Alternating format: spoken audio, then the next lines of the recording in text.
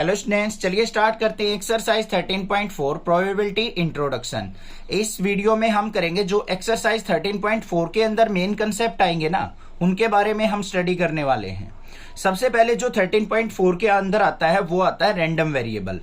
कि random variable क्या होता है, किस तरीके से हम उसको यूटिलाइज करते हैं, उसके बारे में एक बार हम पढ़ लेते हैं।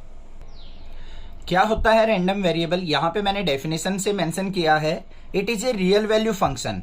रैंडम वेरिएबल जो होता है वो क्या होता है? एक रियल वैल्यू फंक्शन होता है whose domain is in the sample space, जिसकी डोमेन सैंपल स्पेस के अंदर लाई करती है। हम कोई भी एक्सपेरिमेंट करेंगे तो उसका कोई ना कोई हमारे सैंपल स्पेस क्रिएट होगा, तो उसी के अंदर हमारी रैंडम वेरिएबल की वैल्यू लाई करेगी। इसको ऑलवेज हम रिप्रेजेंट जो करते हैं कैपिटल एक्स से करते हैं अपने इस चैप्टर के अंदर।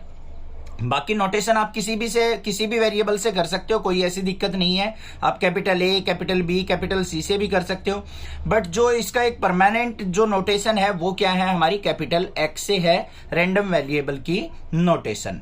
अब ध्यान से देखो रैंडम वेरिएबल का मतलब क्या है। हमने काफी सारी चीजें पढ़ ली यहाँ पे। अब मान लो एक कॉइन को टॉस कर दिया भाई आपने। कॉइन को टॉस करेंगे तो आपके पास क्या आएगा? या तो हेड आएगा या टेल आएगा। अब मान लो किसी ने कहा कि आपको कॉइन को 2 टाइम्स टॉस करना है। कॉइन को क्या कर दिया? 2 टाइम्स टॉस। तो हमारे सैंपल स्पेस क्या क्या हो सकते हैं? यहाँ पे 2 बार हेड आ सकता है हमारा, 1 बार हेड टेल आ सकता है। पहले कॉइन पे टेल फिर हेड आ सकता है, और दोनों कॉइन पे टेल भी आ सकता है। ये हमारे क्या हो गए? सैंपल स्पेस क्रिएट हो गए अगर हमने किसी कॉइन को 2 टाइम्स से टॉस किया है तो। अब समझना रैंडम वेरिएबल का एग्जैक्ट मीनिंग क्या है। अब आपको कह दिया कोई किसी ने कि प्रोबेबिलिटी फाइंड आउट करनी है कि आपने कॉइन को टॉस किया है और आपको एग्जैक्टली 1 हेड मिले, एग्जैक्टली 2 हेड मिले, या फिर आपको कोई भी हेड ना मिले। हेड आने की प्रोबेबिलिटी पूछ ले। वो क्या कहा है मैंने? ध्यान से सुनो मैं क्या कह रहा हूं। एक्स क्या करेगा? हमारा रैंडम वेरिएबल को डिनोट करेगा, और हेड ऑब्टेन्ड की प्रोबेबिलिटी को देखो। यहाँ पे जो एक्स है वो क्या कर रहा है हमारा? X denotes the number of head on toss. Random variable किसको डिनोट कर रहा है? Number of head on A toss. तो यहां पे देखो रैंडम वेरिएबल x0 का मतलब क्या है बच्चों? यहां पे कि हमारा एक बार भी हेड ना आए। एक बार भी हेड ना आए वो कौन सा है? यहां पे एक ही टाइम ऐसा है जब हमारा कोई भी हेड नहीं आएगा, तो इसकी प्रोबेबिलिटी क्या हो जाएगी? 1/4। टोटल सैंपल स्पेस हमारे पास 4 है, 4 एलिमेंट है, और ऐसा क्या है यहां पे? एक ही एलिमेंट ऐसा है जिसमें एक बार भी हेड नहीं आता, तो x0 इक्वल टू क्या हो गया? 1/4। फिर x1 का मतलब क्या है? हमारा हेड कितने टाइम्स आए? 1 टाइम आए। इसमें भी 1 टाइम आ रहा है, इसमें भी 1 टाइम आ रहा है, तो क्या हो गया? 2/4 प्रोबेबिलिटी हो गई। फिर x2 मैक्सिमम तो 2 ही टाइम आ सकता है, 2 बार कॉइन को टॉस किया है, तो इसके अंदर हमारी प्रोबेबिलिटी क्या आ गई? मैक्सिमम 2 टाइम्स हेड एक ही केस में आ रहा है, तो 1/4 प्रोबेबिलिटी हो गई। तो ये जो x है ये किसको डिनोट करता है? रैंडम वेरिएबल को डिनोट करता है, और इसकी डोमेन ऑलवेज सैंपल स्पेस के अंदर लाई करती है। मतलब इसका जो रिजल्ट होगा हमेशा हम सैंपल स्पेस के अंदर से ही फाइंड आउट करेंगे। क्लियर हो गई बात रैंडम वेरिएबल की? कोई दिक्कत नहीं होनी चाहिए। क्लियर? अब बात करते हैं प्रोबेबिलिटी डिस्ट्रीब्यूशन टेबल की। ये प्रोबेबिलिटी डिस्ट्रीब्यूशन टेबल होती क्या है वो चीज ध्यान से देखो। अब हमारे पास यही एक हम एक्सपेरिमेंट लेके चल रहे हैं 2 कॉइन को टॉस करने वाला। तो डिस्ट्रीब्यूशन टेबल क्या होगी, किस तरीके से लिखी जाती है वो चीज देख लो। अब सबसे पहले क्या करेंगे, हम यहाँ पे अपनी एक टेबल ड्रॉ कर लेते हैं। ये टेबल ड्रॉ कर ली हमने, इसके अंदर हमारी क्या हो जाएंगी? 2 रोज क्रिएट हो जाएंगी। यहाँ पे हमारा रैंडम वेरिएबल आ जाएगा, और साथ में उसकी प्रोबेबिलिटी आ जाएगी, probability of a random variable. अब प्रोबेबिलिटी ऑफ रैंडम वेरिएबल ध्यान से देखो बच्चों, इसके अंदर हेड आने की प्रोबेबिलिटी की बात कर रहा था। जो एक्स रैंडम वेरिएबल है हमारा क्या है? Number of head on the toss. तो हेड कितनी बार हो सकते हैं? 0 बार भी हो सकता है कि हम कॉइन को टॉस करें, दोनों बार टेल आ जाए। कॉइन को टॉस करे 1 बार हेड भी आ सकता है, कॉइन को टॉस करे और दोनों चांसेस भी हैं हमारे हेड आने के। तो रैंडम वेरिएबल की यही पॉसिबल वैल्यू हो सकती है हमारी। अब प्रोबेबिलिटी की बात कर लेते हैं। अगर हमारा कोई भी हेड नहीं आता है तो उसकी प्रोबेबिलिटी क्या है? 1/4 चांस है। 1 हेड आने की प्रोबेबिलिटी क्या है? 2/4। और 2 हेड 2 टाइम्स दोनों बार टॉस में हेड आ जाए उसकी प्रोबेबिलिटी क्या है हमारे पास? 1/4 है। तो ये हमारी जो टेबल क्रिएट हुई है इसी को हम क्या कहते हैं, प्रोबेबिलिटी डिस्ट्रीब्यूशन टेबल। अब इसके अंदर ध्यान देने वाली बात एक और है, आपको क्या देखना है, कई बार इस तरीके से टेबल आपको बना के दे दे और कह दे कि चेक करो कि यार ये जो टेबल गिवन है ये करेक्ट है या नहीं है। तो करना क्या है आपको, सिंपली आपको इन वैल्यूज को चेक नहीं करना, जो हमारी यहाँ पे रेंडम वेरिएबल की वैल्यूज है इनको नहीं चेक करना, आपको पी ऑफ एक्स मतलब probability of random variable check करनी है, क्या कोई नेगेटिव तो नहीं है। जो प्रोबेबिलिटी ऑफ एक्स होगी never be equal to negative, कभी भी नेगेटिव नहीं होगी, क्योंकि प्रोबेबिलिटी कभी भी नेगेटिव नहीं होती। और प्रोबेबिलिटी जो होगी हमारी एक्स की रेंडम वेरिएबल की वो क्या होगी, less than equal to 0 less than equal to 1, 0 और 1 के बीच में लाई करेगी। और जो सम होगा, सम ऑफ पी ऑफ एक्स, जो भी ये प्रोबेबिलिटी है इन सभी का सम कितना आएगा, हमारा 1 आएगा। ये तीनों कंडीशंस ध्यान देनी है बस आपको। अगर ये तीनों कंडीशन सेटिस्फाई करती हैं तो हम कह सकते हैं कि हमारी जो प्रोबेबिलिटी डिस्ट्रीब्यूशन टेबल है वो बिल्कुल करेक्ट दे रखी है। समझ में आ गई बात, कोई दिक्कत नहीं होनी चाहिए, यहां तक कोई भी डाउट नहीं होना चाहिए, ठीक है। और देखते हैं नेक्स्ट टॉपिक क्या है इसमें। नेक्स्ट टॉपिक जो आता है हमारा आता है मीन ऑफ रैंडम वेरिएबल। अब जो रैंडम वेरिएबल हमने यहां पे देख लिए क्या होते हैं, पॉसिबल वैल्यूज होती है हमारी किसी भी इवेंट की, ठीक है। अब मीन ऑफ रैंडम वेरिएबल से मतलब क्या है, अब देखो क्लास 10th में 11th में हमने स्टैटिस्टिक्स के अंदर चैप्टर के अंदर पढ़ा था। मीन का मतलब क्या होता है, कोई भी आपको अगर डेटा गिवन है उसकी एवरेज फाइंड आउट करना, एवरेज वैल्यू फाइंड आउट करना क्या कहलाता है, mean of any data.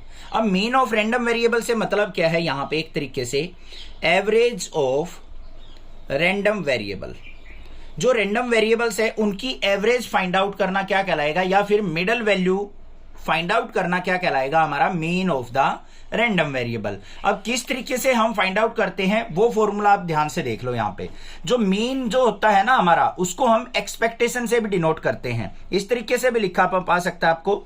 X तो हमारा क्या हो गया, रैंडम वेरिएबल, आर भी लिख रहा हूं इसको।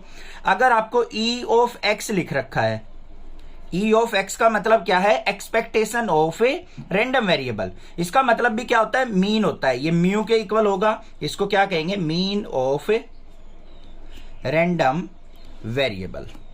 ये ध्यान देना, इसको वैसे नाम जो होता है इसका क्या होता है, एक्सपेक्टेशन।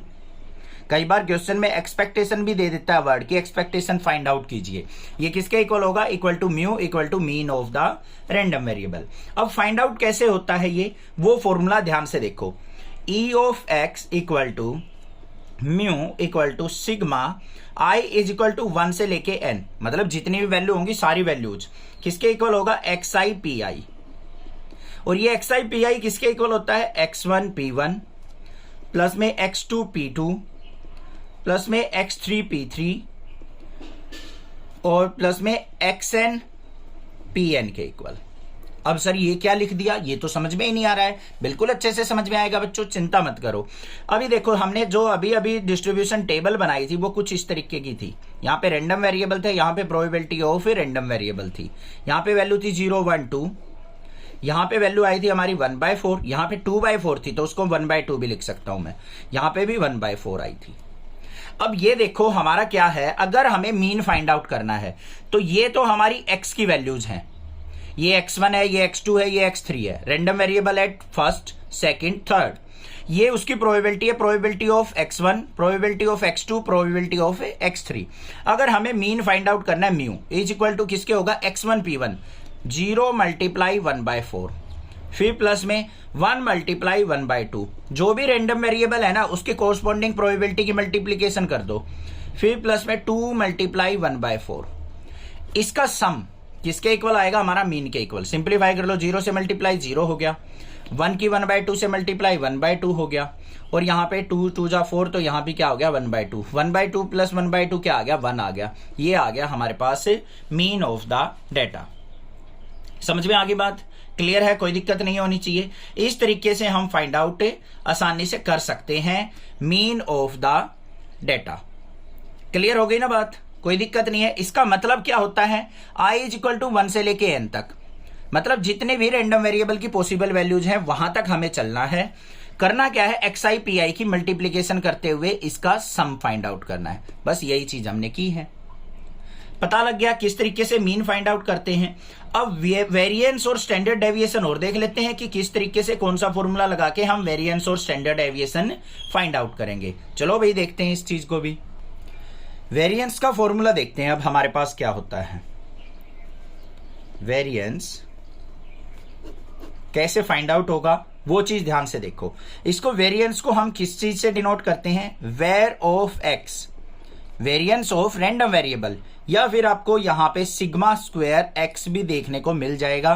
दोनों का मतलब क्या होता है हमारा वेरिएंस के इक्वल। अब वेरिएंस निकलेगा कैसे, फॉर्मूला देख लो, सिग्मा एक्स स्क्वायर या फिर equal to variance of x equal to किसके इक्वल होगा हमारा, sigma I is equal to 1 से लेके एन। इससे डरने की जरूरत नहीं है। आई इज इक्वल टू 1 से लेके एन का मतलब क्या है, जितनी भी हमारी पॉसिबल वैल्यूज हैं उन सभी की मल्टीप्लीकेशन का सम।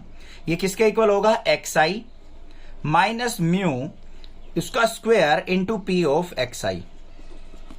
यहां पे क्या कहा है, एक्स आई हमारे पास जो वैल्यूज होंगी उसमें से हमें क्या करना है, माइनस करना है मीन को, उसका square into P of x I, इनकी मल्टीप्लीकेशन। बात समझ में आ गई। और क्या होगा, इसको इस तरीके से भी लिख सकते हैं, sigma x square, NCERT book में भी दे रखे हैं फॉर्मूले, expectation of capital x minus mu का स्क्वायर।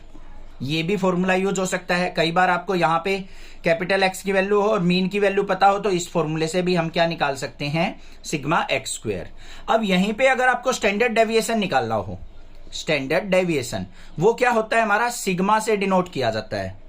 स्टैंडर्ड डेविएशन को किससे डिनोट करते हैं, सिग्मा से। तो यहां पे सिग्मा की अगर वैल्यू निकालनी हो बच्चों तो हम क्या करेंगे, स्क्वायर को इस तरफ ले जाएंगे बस। तो सिग्मा इज इक्वल टू किसके हो जाएगा हमारा, अंडर रूट ये summation i is equal to 1 से लेके एन एक्स आई माइनस म्यू इसका स्क्वायर और पी ऑफ एक्स आई।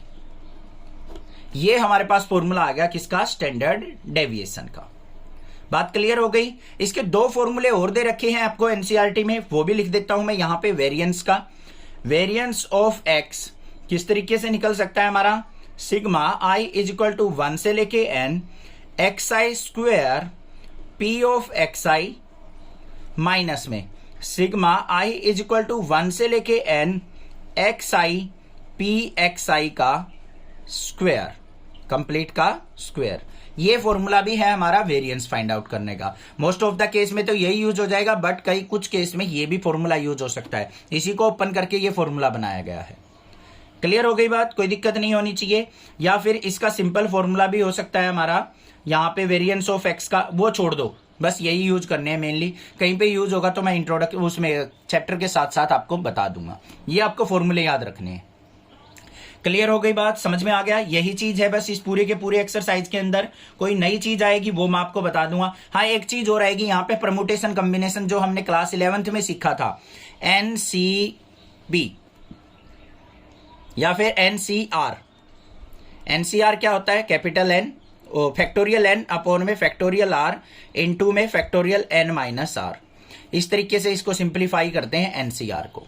ये फॉर्मूला भी हमारा कई बार यूज होगा क्योंकि कॉम्बिनेशंस प्रोबेबिलिटी के फाइंड आउट करते टाइम।